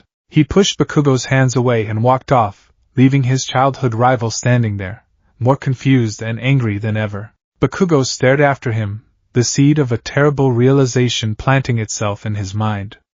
He had spent his whole life looking down on Deku, seeing him as a pebble in his path. But now, for the first time, he felt a flicker of something he had never associated with Izuku Midoriya: fear. He wasn't afraid of Deku's power. He was afraid of what that power was turning him into. The cracks in Deku's smile weren't just signs of stress. They were fault lines, revealing a terrifying, alien landscape underneath. And Bakugo was the only one close enough to see it. The final exams left an invisible scar on the psyche of Class 1A. They had faced their teachers, their limits, and their own inadequacies. For most, it was a humbling, motivating experience. For Izuku Midoriya, it was another turn of the screw, tightening the pressure in his skull until he thought his sanity might splinter like his own bones. His failure in the exam against All Might was a public record, but the private victory, the cold, manipulative chess game he had played, felt like a far greater sin. He had looked his idol, his god, in the eye and used his love as a weapon. The memory was a shard of ice in his gut. The Izuku who had wept with joy upon receiving one for all would be horrified. But that Izuku felt very far away now, a distant echo from a simpler time. The council in his head had approved of the strategy. It was logical. It was effective. It was a win. Their cold praise was a more constant companion than his own conscience. The trip to the summer training camp was meant to be a reprieve, a chance for the class to bond and push their quirks to the next level in a remote, idyllic setting. The bus ride was filled with the familiar, cheerful chaos of his classmates. Kaminari and Minato were loudly fantasizing about the bounties of summer, Shiro was laughing, and Uraraka was trying to get everyone to sing. Izuku sat by the window, the practiced smile fixed on his face, but his mind was a world away. He was watching the passing trees, but he wasn't seeing them. He was seeing a memory, crisp and clear as if it were happening now. It was from the fifth user, Daigoro Banjo. A high-speed chase through a derelict industrial district, the wind whipping past, the exhilarating danger of pursuit. He could feel the phantom sensation of Daigoro's quirk, Black Whip, straining from his arms, a power he hadn't even unlocked yet. He blinked, and the grimy smokestacks of the memory were replaced by the lush green of the forest. The dissonance was jarring, leaving him with a faint sense of vertigo. The surprise attack by the wild pussycats, forcing them to traverse the beast's forest on their own, should have been a terrifying ordeal. For Izuku, it was almost a relief. In the heat of battle against the earth beasts, there was no room for fractured thoughts or dissociative episodes. There was only the objective, survive and advance. He moved with the rest of his team, Ida, Uraraka, Todoroki, Bakugo, a well-oiled machine of teenage superheroes. He used full cowling with a precision that was becoming second nature, his movements fluid and efficient. He was the strategist, the spotter, the analyst. Bakugo, left flank. Its shell is weaker near the joints. Uraraka, use your quirk on that boulder. Ida can use it as a projectile. Todoroki, ice wall, now. Funnel them into the gorge. His commands were sharp, clear, and instantly obeyed. His classmates looked at him with admiration, seeing a leader emerge. They didn't hear the internal monologue that accompanied the orders. The clay composition of these beasts is vulnerable to high-frequency vibrations. A detached, scientific voice, likely the fourth user's, noted in his head. Don't waste energy on the small ones. Go for the alpha, the one controlling them. The third user snarled, impatient with their defensive tactics. He was a conduit for their combined combat experience. The we in his thoughts had become so ingrained that he barely noticed it anymore. We defeated the beasts. We reached the training camp. It was a subtle, insidious shift. Izuku Midoriya was no longer the sole occupant of his own mind. He was merely the chairman of the board. The first day of training was a grueling hell. Aizawa's rational approach to hero building involved pushing their quirks to the breaking point and beyond. Izuku's task was simple: repeated smashes, endless muscle training, all to raise the threshold of his own body, to make the vessel stronger. With every agonizing repetition, he could feel the power of one for all settling more deeply into his bones, becoming less a borrowed power and more an inseparable part of his physiology. And with it, the influence of the vestiges grew stronger. The nights were the worst. Sleep offered no escape, only a different kind of prison. His dreams were a chaotic montage of other people's lives. He tasted food he'd never eaten, felt the heartbreak of loves he'd never known, and fought in battles decades before his birth. He'd wake up tangled in his sheets, his heart pounding, the phantom sensations of a forgotten life clinging to him like a shroud. He started to dread closing his eyes. Insomnia became his shield, a weary sentinel against the nightly invasion of his own subconscious. He'd spend hours staring at the wooden ceiling of the cabin, trying to recite facts about his own life, his mother's name, his birthday, his favorite hero, a desperate attempt to anchor himself to his own identity. It was during one of these sleepless nights that he met Kota. He'd gone for a walk, desperate for fresh air to clear the chorus of voices from his head. He found the boy, Mandalay's young nephew, standing alone on a cliffside ledge, a secret hideout overlooking the vast forest. Kota's anger was a palpable thing, a bitter aura of grief and resentment directed at the very concept of heroes. His parents, a hero duo, had died in the line of duty, leaving him an orphan who saw the profession as a foolish, selfish pursuit. Why do you all want to be heroes so bad? Kota asked, his small voice filled with a venomous contempt that was jarring from a child. It's stupid. Showing off your quirks and then getting yourselves killed. You leave people behind. The words struck a chord deep within Izuku. Not just in his own empathetic heart, but in the collective soul of the vestiges. He felt a profound, shared pang of grief from Nana Shimura, who had been forced to give up her own son to protect him from All for One. He felt the weary resignation of Hikishinomori, who had died alone, his body consumed by the very power he wielded. The council was silent, but their shared sorrow was a heavy weight in Izuku's chest. I know it's not my place to say this, Izuku began, his voice soft, but I think being a hero is one of the coolest things you can be. He was trying to offer his own genuine belief, a flicker of the original Izuku. Saving people, it's a noble goal. Kota just scoffed and turned away, his small back a rigid wall of rejection. The encounter left Izuku feeling unsettled, the boy's grief a mirror for the tragedies he was now forced to carry within himself. The night of the test of courage was when the idyllic facade of the training camp was violently torn away. It began with the smell of smoke, not the fragrant wood smoke of a campfire, but the acrid, chemical stench of a forest fire. Then came the brilliant blue flames, erupting from the trees with unnatural intensity. Aizawa's curse, sharp and terrified, cut through the night. It's a villain attack. The Vanguard Action Squad, panic, cold and absolute, gripped the camp. Pixie Bob was down, a massive head injury bleeding freely. Mandalay was desperately trying to coordinate a defense, her telepathy a frantic lifeline in the chaos. Her message screamed through their minds, everyone Class A, Class B. In the name of the pro-hero, Eraserhead, you are granted permission to engage in combat. The permission was a starting pistol for a race against death. Izuku's mind, a moment ago groggy with exhaustion, snapped into a state of hyper-alertness. The council was awake. A coordinated assault. Diversionary tactics with the fire. They're professionals. And noted, his voice a calm, analytical hum amidst the rising panic. Their goal is tactical, not just destruction.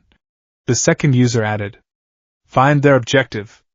What do they want? Izuku's personal fear for his friends was a frantic undercurrent, but the dominant force in his mind was now this cold, strategic analysis. He remembered Kota. The secret hideout. Away from the main group, alone. Mandalay's next telepathic message confirmed his worst fear. The villains are targeting a student named Kaken, Bakugo. Of course. His explosive power, his victory at the sports festival. He was a symbol, a prize.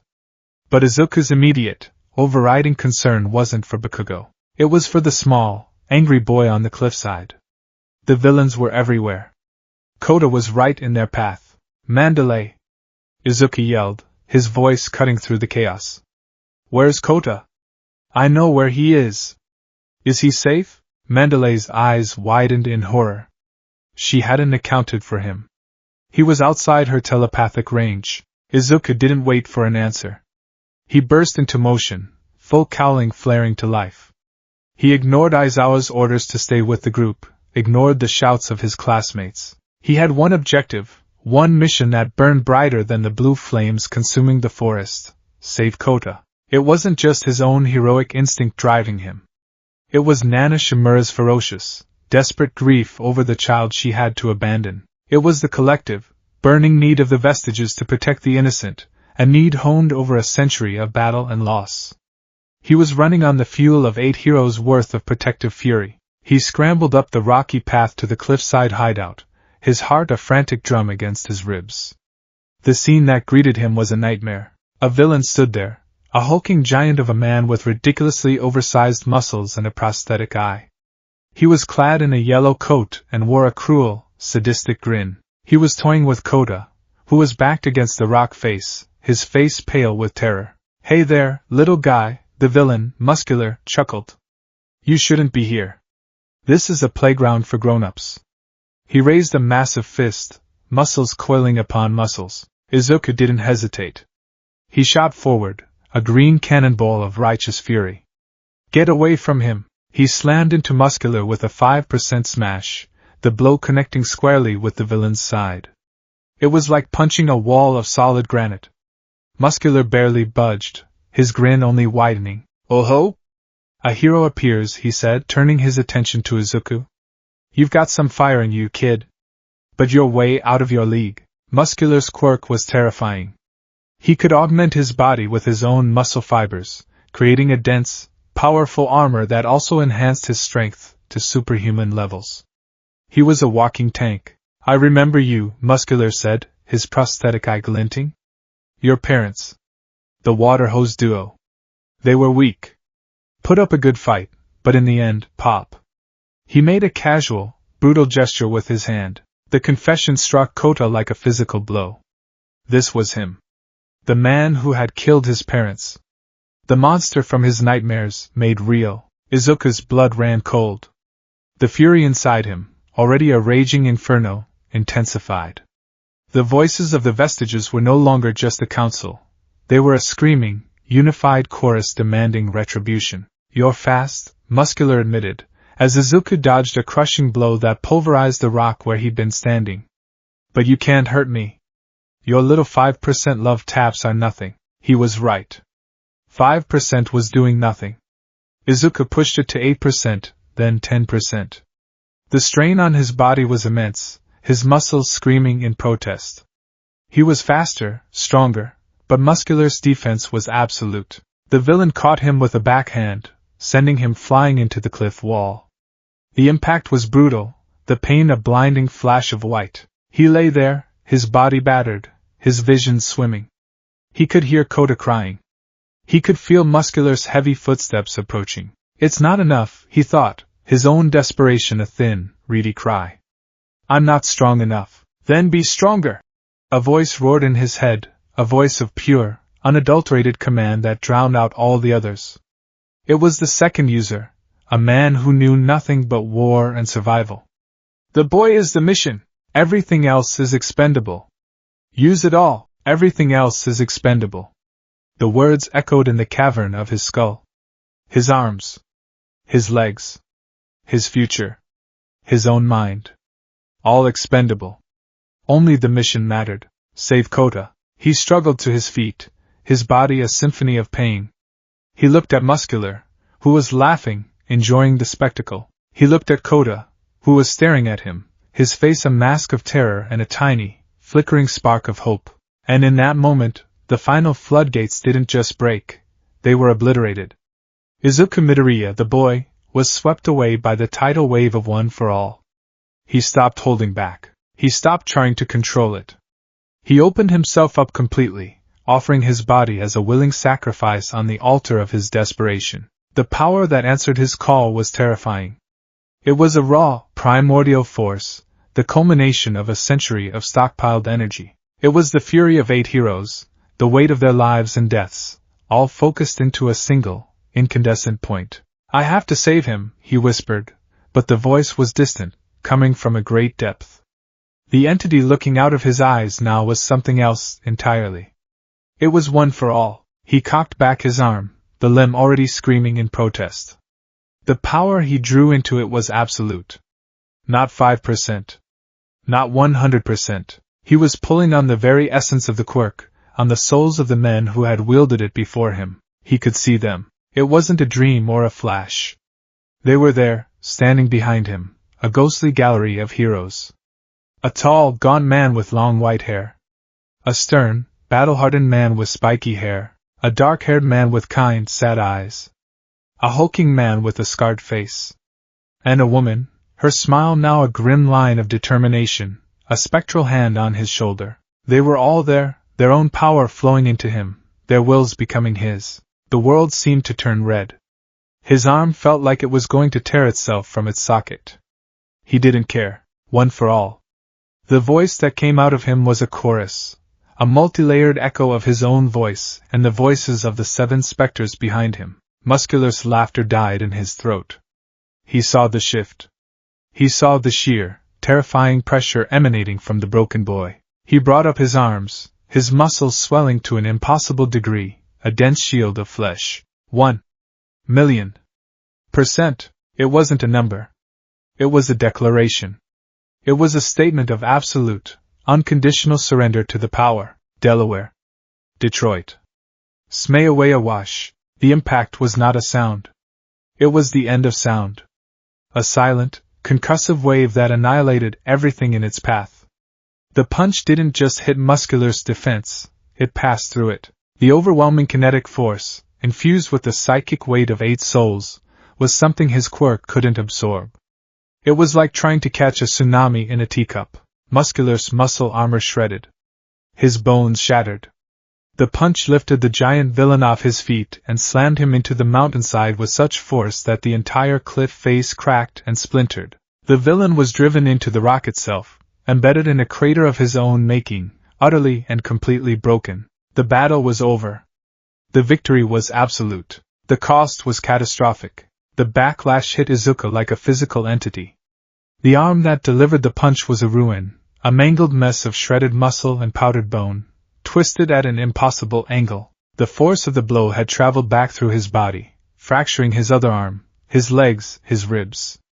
The pain was a sun-going supernova in his nervous system, but the physical damage was nothing compared to the psychological devastation. The dam had broken. The vestiges, once guests, were now a permanent, inseparable part of his consciousness. He lay on the ground, his body a wreck, his mind a maelstrom. He wasn't just hearing their voices.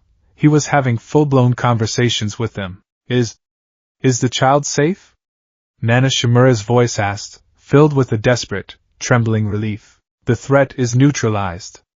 The vessel is critically damaged, An's voice stated, cold and clinical. Reckless, but effective, the third user grunted in approval. Izuku was whimpering, not just from the pain, but from the terrifying cacophony in his own head.